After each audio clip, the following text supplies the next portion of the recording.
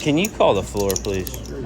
My opponent in the small blind seems skeptical. I want to make my sizing a believable one. First, want to say I apologize for this video if you hear any crazy sounds, clicks, bangs in the background. I have massive construction going on in front of my house, and I normally film in this beautiful sound booth known as my closet. I do apologize for that. Let's get into this action, as it is a continuation from the last vlog last week. The first hand I play is a double board PLO bomb pot. I am dealt a crappy deuce 5 7 queen all hearts.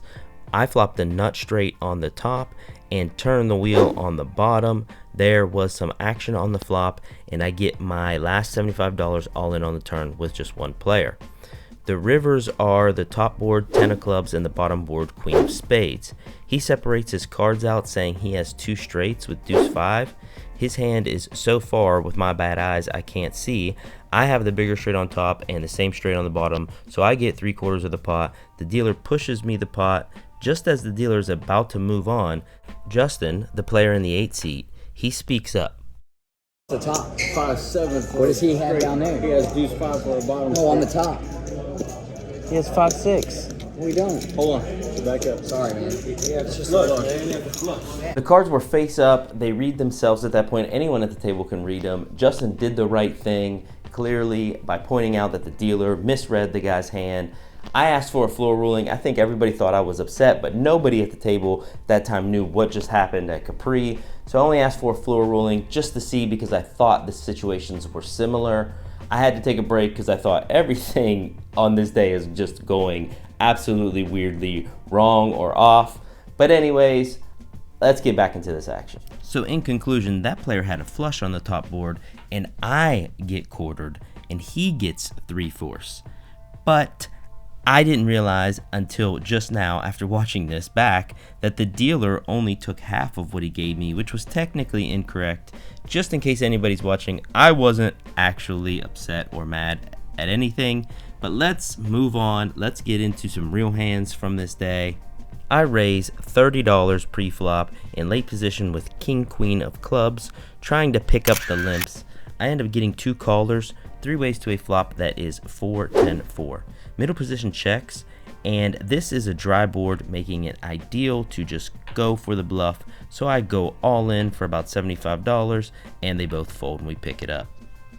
We are on to the next hand, where I look down at 5-6 of diamonds, a suited connector. It's beautiful, but not really worth that much. I raise the $15, middle position, and the button call. We are 3 ways to a flop that is Jack 9 with 1 diamond. I check, and the action checks through. The turn comes the 5 of hearts. I check again, and middle position bets $20, and the button folds. I decide to make the call, as this is Justin, and it's a fairly dry board, and it's an opponent who could have plenty of bluffs here. The river is the 4 of hearts, a good card for my bluff catching hand. I check again, and he decides to fire for $60. Interesting spot. He can be an aggressive player, as most of his hands I think would check back and take the showdown value. I decide to hero call here against him. I was kind of correct, just a little light, or maybe he was value betting us and just owned us. I'm not sure. In conclusion, do not raise 5-6 of diamonds under the gun. The very next hand is an Omaha hand. I'm in the big blind with 3-3-8-8. And there's a straddle on the button. Small blind calls. I raise the $15 with the intention of getting it in here because I'm steamed up and playing the best poker of my life. Not. A player obliges us, and he pots to $60. The button calls. I stick it in for $77. They both call. The flop comes 7 of diamonds, 2 of spades, 4 of clubs. Not a bad flop for my hand. Until the other 2 players both go all in, I'm probably not good now. The run out is the turn, queen of clubs, and the river, 4 of spades, and the button shows us Jack 3-7-7. Okay, let me get my shit together and rebuy for 300, quit messing around, and get my head in this game. Psych, I continue to play like a donkey when I limp ace, king, deuce, 5, no raises, 7 ways to a flop of deuce, 5, 3. Under the gun now leads out for $25. I make the call with 2 pair and heads up to a turn that is a king. Under the gun now bets $25 again, and I'm not going anywhere with 3 pair, so I make the call. The river is another 2, giving me a full house, and the opponent now bets $100. 7 ways limp pre, he could easily have a set of 3s or 5s, so there will be no raising from me. I call, and he announces deuce 3. I have the bigger full house and scoop this pot up. Sometimes playing like a donkey, I guess, has its advantages, but we shouldn't be playing like this. Let's get into some thought-provoking hands. I look down at Jack 10 of spades. I raise the $20 in late position, and I'm getting 2 callers. We are 3 ways to a flop that is ace 9 5 with 1 spade. I think about betting it, but it's kind of a bad flop minus my backdoor draws, and I check, and the action checks through. The turn now is the 3 of spades. The pot is $60 and early position checks, so I bet 30.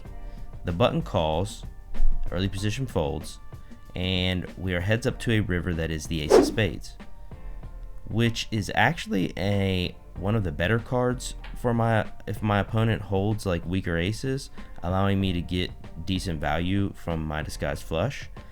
I decide to go super thin and bet $40. I don't know why I went so small on the sizing, but the button now raises us to 100. I kind of think this is playing right into what I wanted. If he has an ace, he might raise here. So I'm never folding for this price, but I also can't really raise in case he backdoored a flush or he has ace X that boated up. So I call, and my opponent shows us pocket 3s for a full house. What a day. Now I look down at ace king offsuit in the big blind with a button straddle. Small blind calls, and I raise to $45. Only the button calls. We are heads up to a flop of queen jack 3 with 2 spades.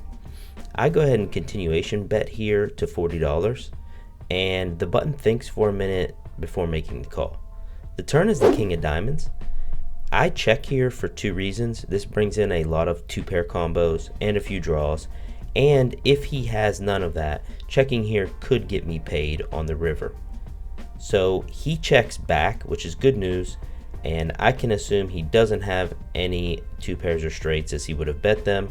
The river is the 3 of clubs, and now I go ahead and bet $100 for value, but he decides to make the fold. This is a fun and interesting hand.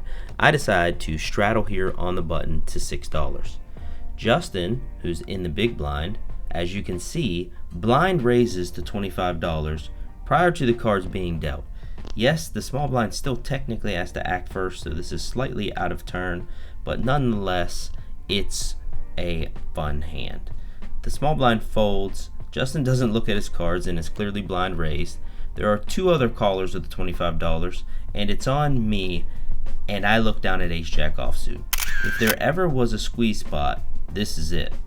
I think a normal sizing would be 115 to 135, but as the saying goes, everything is bigger in Texas, and to ensure no callers, or at least an all-in rejam, I make it $185 to go. Justin now decides to take a peek at his cards and folds, as do the other 2 players, and we pick this pot up. I ended up winning a pot with queen 9 of hearts for a profit of $115. In this hand, I look down at ace 10 offsuit, and we are sitting 6-handed. Under the gun limps, and I raise to $25. The small blind and big blind both make the call. We are 3 ways to a flop of ace 4 deuce rainbow. The small blind now donk bets for $50. The big blind folds, and this is very suspicious with this board. Mostly he does this with top pair and some 2 pairs. Of course, we beat all his suited or unsuited aces under a 10 and lose to any higher ones. Clearly, I'm not in a folding mood today, and I make the call. The turn is the 6 of hearts, and now he checks. I'm going to check this back. The pot is already fairly large, and see what he does on the river. The river comes a deuce of clubs. Once he checks again, I think it's time to go for value here. He has a few more combos of aces we beat than aces we lose to, and I definitely don't think ace queen or ace jack checks 2 streets. Checking back is too weak. I size for very thin value. I don't understand why I did this again, but looking back, I think this is too small. I bet $40. The small blind now says, "Oh, you decided to squeeze a few more chips out of me," and flicks in the call. I show quickly because I have to be good here, and he slams down ace jack. I'm confused. I feel like that was a pretty easy call on his part. In this hand, I get dealt a7 of hearts, and once again, we are 6-handed. I raise it up to $18, and we have a cash game crusher in the small blind who makes the call, as does the big blind. We are 3 ways to a flop, queen, jack 5, none of which are red, and 2 are spades. Both players check to me, and I just try to use my position and fairly tight image to make a small C bet of $15. Neither of them believe me, and both make the call. The turn pairs the board with another jack of spades, and they both check. My opponent in the small blind seems skeptical, so I want to make my sizing a believable one on my double barrel bluff. I don't think either of them have the flush, and at this moment my range is uncapped. So I bet $35, and it works. I successfully bluffed this cash game crusher. I am on my way to the big leagues. That hand was enough stress for the day, so I call it quits, cashing out $365.